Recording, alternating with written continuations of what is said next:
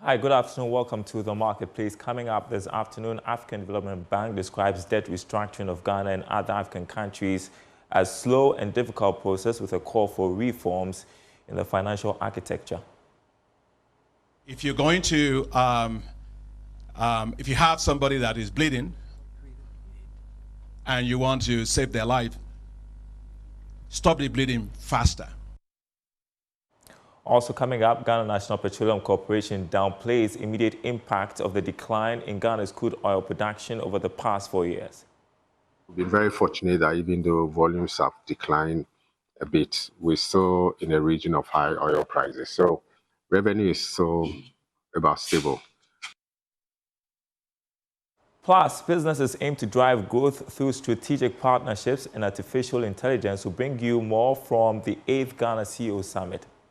Is not still able, through the public service, to have a potent, what do we call, public sector regulation framework.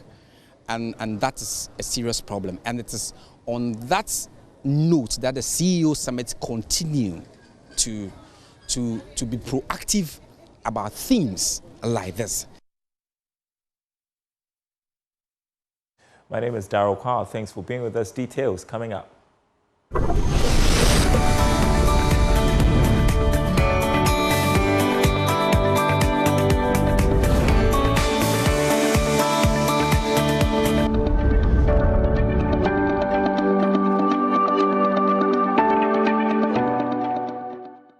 Well, first up, the African Development Bank is expressing concern that the debt resolution mechanism for Ghana and other debt-distressed African countries has been slow.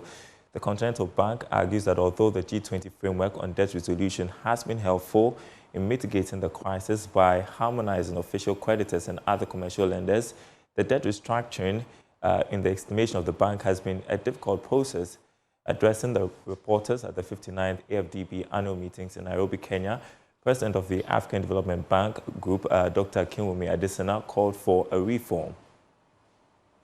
The Kenyatta International Convention Center, the venue where African central banks and governments are converging for this year's African Development Bank annual meetings. Unlike never before, stakeholders attending this year's summit hope to scale up the agenda for Africa's transformation while using institutions such as the African Development Bank as a pivot in pushing for reforms in the global financial architecture. President of the African Development Bank, Dr. Akinwumi Adesina, in his address to the media, pointed out that reforms must include a new debt resolution mechanism for countries such as Ghana, which are grappling with the sovereign debt crisis. We lost a decade because it took forever to negotiate anything.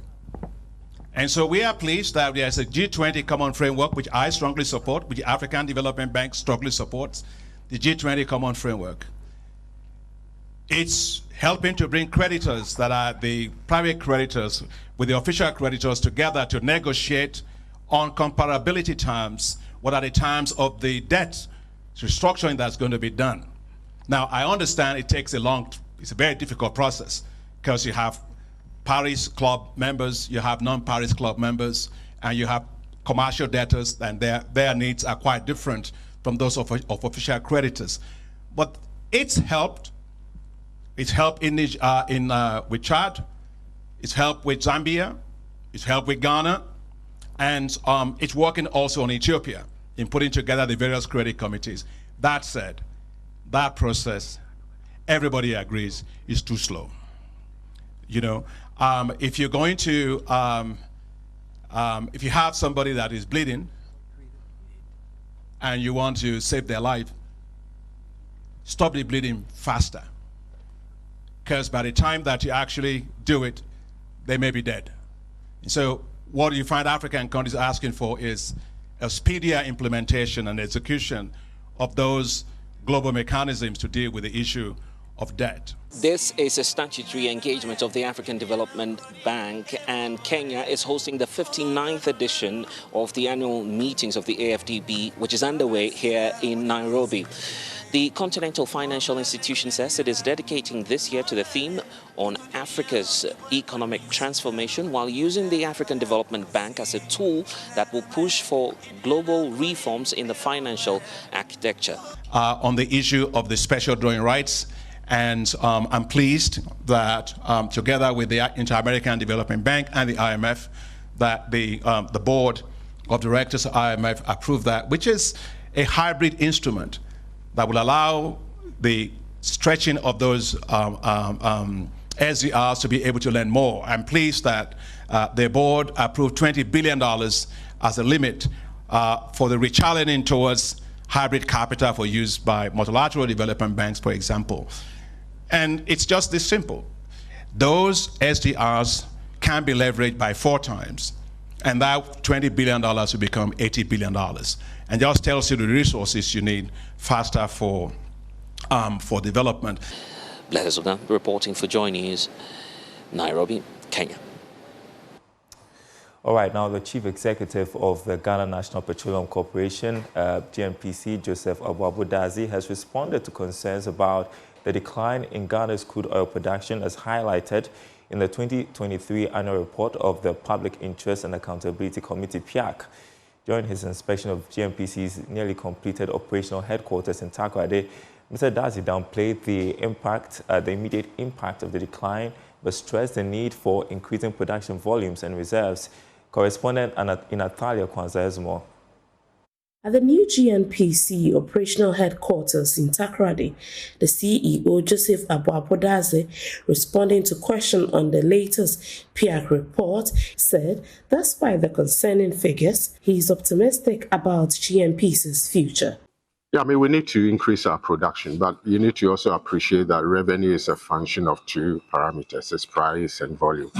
So we've been very fortunate that even though volumes have declined a bit, we're still in a region of high oil prices. So revenue is still about stable.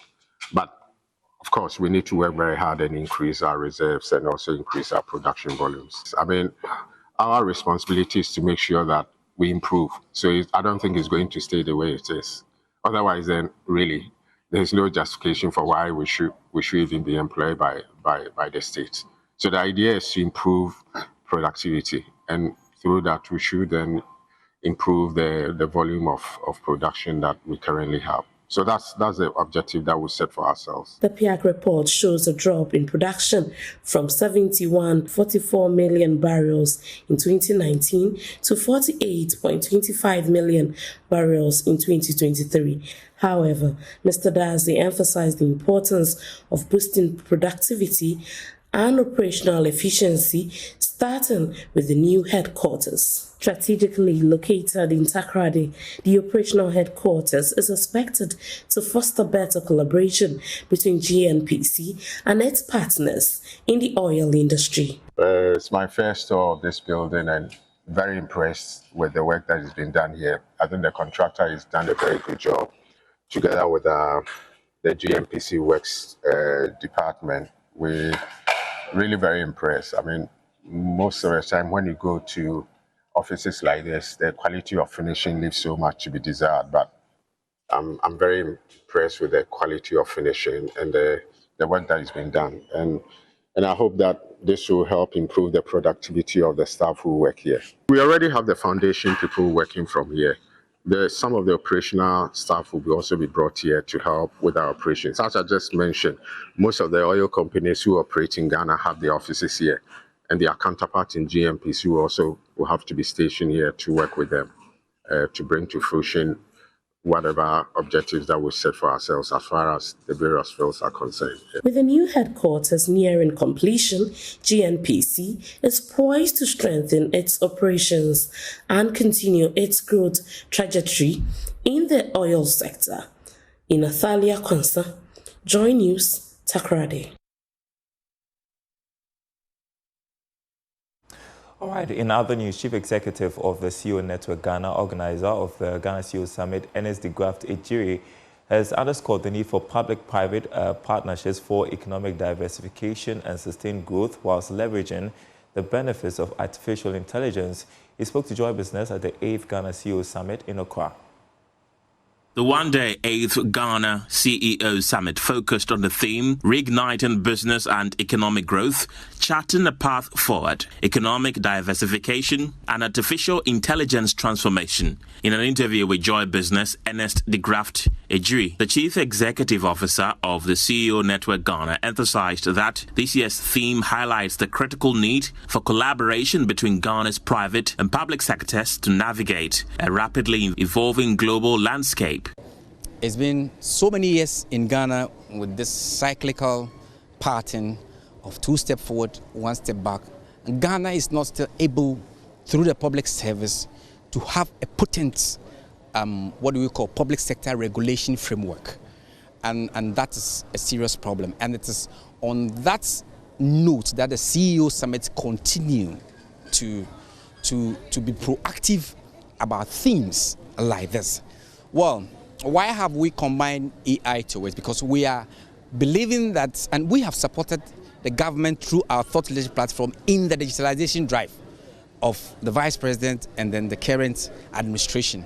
Because we believe that it's a good platform to help prepare Ghana to achieving having one of the best business regulatory environment. Hence the AI as an application and an outcome, a beneficial one of the digitalization policies that the country is still working on. Vice President Dr. Mahmoud Bawumia underscored the importance of the private sector in driving Ghana's digitalization efforts. One of the things about the digitalization drive that I have led, which I have learned a lot from, is that if properly structured, the private sector will do it. Most of the things that we have done in the digital space has been through the private sector, whether it's the Ghana card, where you have the upfront loading by the private sector and then they make a fee, whether it's the same thing with the digital address system, the networking of the hospitals, Ghana.gov, all of these things have been spearheaded. So government is not uploading and spending upfront. Former President John Dramani Mahama expressed optimism about the potential of artificial intelligence. The convergence of economic diversification and artificial intelligence presents us with a unique opportunity to drive sustainable growth and prosperity for our dear country, Ghana. We will review our digitalization policy in order to expand it to cater for AI. We will speed up the rollout of 5G so that we can take full advantage of what AI has to offer. Prioritize the need of Ghanaian businesses, ensuring that they have the tools and opportunities to thrive and succeed and contribute meaningfully to Ghana's prosperity. The summit also recognized several chief executives for their outstanding leadership and significant impact across various industries. The Ghana CEO Summit annually brings together over 500 top CEOs, heads of states, entrepreneurs, and business leaders from across West Africa and around the world. Well, and I need to add that the Chief Operating Officer of the Multimedia Group, Ken Ansah, was adjudged CEO of the Year, Media Space, that is in 2023. Congratulations to him. Great time to introduce you to our new segment on the marketplace. We call it The Exchange, where we engage business personalities on various topical issues that would help propel growth.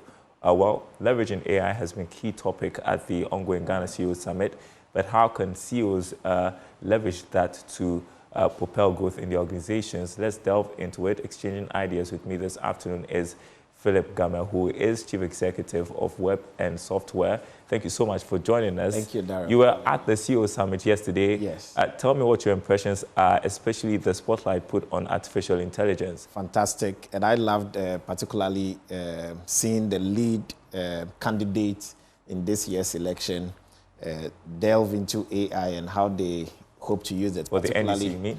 Oh no, for later Bawumia both, joined yeah, for both of the leading candidates. John Mahama was there physically. He mentioned using AI in the space of Galamsey fights. Mm-hmm. I would love to see this happen because it's the only way to, it'll be interesting how do that it plays out. Yes. Once you take human out of something that is potentially susceptible to corruption, then you are going to get a result you want immediately. That is something government should start looking at and doing, even before the elections. All right, and so these are political candidates talking about what they're going to be using artificial intelligence for. So let's head into our corporate organizations, why it is important for every CEO to have an AI strategy. AI has come to stay. And I like the fact that even in a country like Ghana, this is becoming center stage in discussions. What it means is that CEOs cannot be left out of the fray. If you want your company to grow, if you want your company to be futuristic and to be able to be part of the new economy, we are living in an AI economy.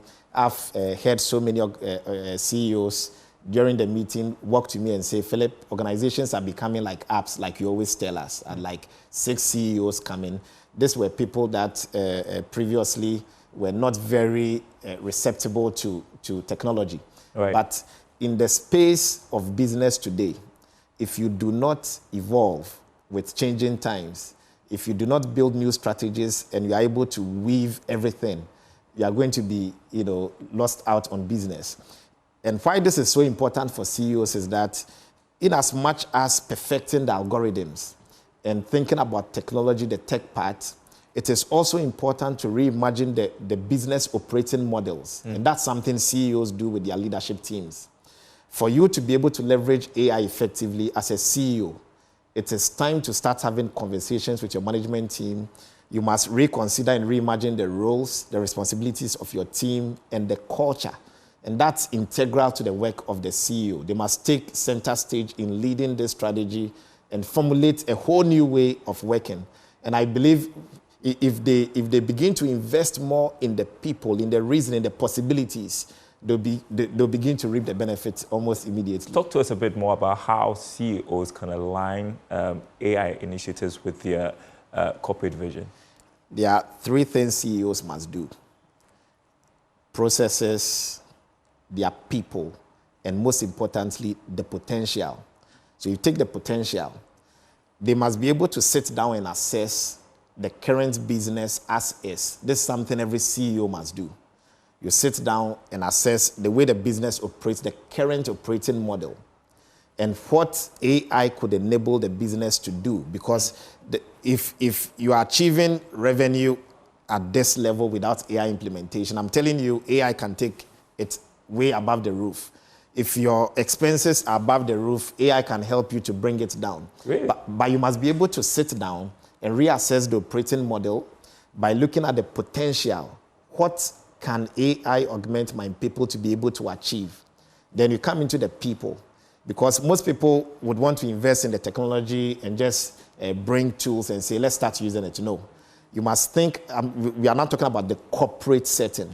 So you must be able to now develop, there must be upscaling, there must be role rationalization and responsibility rationalization, because you have to reimagine the roles. The roles do not exist in an AI-driven organization in the traditional setting. So you must take the traditional roles and optimize them for AI. That will need some rescaling, upscaling, training here and there. You must develop the human potential. You must, talk about the culture, and you must be able to foster the adoption of AI so that they see it as a junior colleague, something that's helping them achieve the result than fighting it. And the last one is the processes. You must now relook and remodel all your processes. This would mean training your managers and helping them to be able to understand whether they are using generative AI or they are just replacing roles and responsibilities completely with some AI and changing roles of other people within the organization. So it's not going to be a one strategy fit all. Right. You would have to invest in looking at your unique business and the capabilities that AI makes possible. And then you begin to build your strategy around that. The organization must be built around an AI strategy. So once you've developed the AI strategy, you begin to now change. There must be a change management system in place to make sure that the business is not just using AI, it's fueled by the AI. All right. I know globally governments are trying to develop a framework to govern the implementation of artificial intelligence. Even Ghana, last year, we heard the communications minister talk about government coming up with a policy. And so how can CEOs put together a framework to manage and govern AI? Okay, aside these 3 keys, that must be the consideration. The first thing they must do is to be able to develop a strategy around how they could foster the adoption across the enterprise. You must look at enterprise, the commerce, the commercial, and then also what is in it, what is the what drives, what's the vision for the AI? Because AI can do so many things. You need to look specifically in targeted areas. I was having a conversation on the sidelines with one of the CEOs at the event, my friend Magdan, and I was telling him how AI could do specific things in his electrochem business. And it was like bewildered. He wants to do it almost immediately. Because if you just want to sit back without finding the specific areas where you want to invest, then if you don't have a sense of direction, any route leads you. So you need to have a clear sense of direction. The other thing they would have to do is to activate the levers that enable AI adoption in the enterprise. So the strategy must encompass all those things. You must look at how to invest, whether you're going to invest in the hardware, you're going to invest in apps that already exist, but then the data also. Then we talk about the data quality, because AI works on trained data. So you cannot go for generative AI that is developed anywhere else. If you're a banking institution, you're an insurance company, you're a real estate company, you don't want to use the general market fit for everybody, everyday use kind of AI. You need to have your own trained data in-house, so that it's speaking your values, it's speaking your culture, it's speaking everything in-house. So there's a lot of work to be done. CEOs must start rolling their sleeves and learn about AI, not just talk about it. It's time to find out how can we use this practically to optimize our work, make us more efficient and effective, increase revenue. That's where you must look. Increase revenue, decrease cost, and be able to generally take the business from this point of talking about AI to really using it and making sure you can derive the full benefits. Yeah, and so while they're rolling up their sleeves, what sort of infrastructure do they have to put in place? And I mean, also requires some talent. So how do you, source for your talents in that regard? The answer I give most people is to first of all start from the assessment. Every organization must first of all do a proper assessment of where the organization is today and what AI would potentially take them. Immediately that is done and you have a clear strategy, you are able to see in the execution between your assets and where you are going to is your execution. It brings up automatically the new roles you need to engage. And most importantly, look within the organization. There must be some training. For most companies we are helping implement this for, we come into the organizations and we want to train the people in there, because it works in 3 stacks. There's the training data, the foundational data set, which is the general frameworks for the ChatGPT, the T for Transformer and all that. And then on top of it is the training data layer. You can train your workers in this. If you go into the foundational stack, where if you are buying something from AWS, or the hardware from Amazon or something, you are going to have that as the base. But on top of it, your own training data comes on top. You can train your workers in it. And then also on the top is where you build the models or the apps. So there's going to be a lot of work, learning, understanding, and finding out which in-house resource you could optimize and train to leverage on. And then also which new roles. I see the possibility where you'd have to employ people to do a lot of data analytics, some data scientists, depending on how big the organization is and the investment. All right. And so final question, because we're running out of time, how can CEOs use AI to maintain their dominance in the market, stay ahead of competition, and you can add your partner worthy? Okay. So the first thing is that if you're a CEO and you do not have an AI implementation or development strategy for your enterprise, you must predict to be out of the market within the next 5 years. If you survive it, you won't survive the next 5. So you would need immediately to sit down, assess, and develop a strategy. After you've developed this strategy, you need to be able to convince the team to come along with it. That's your people development strategy, because your culture must change. You must be able to transform roles. You must be able to transform responsibilities. The receptionist could do something, but augmented by AI. So you should be able to find out across the enterprise how I'm able to leverage AI so that, like now we go back to your question about the market dominance.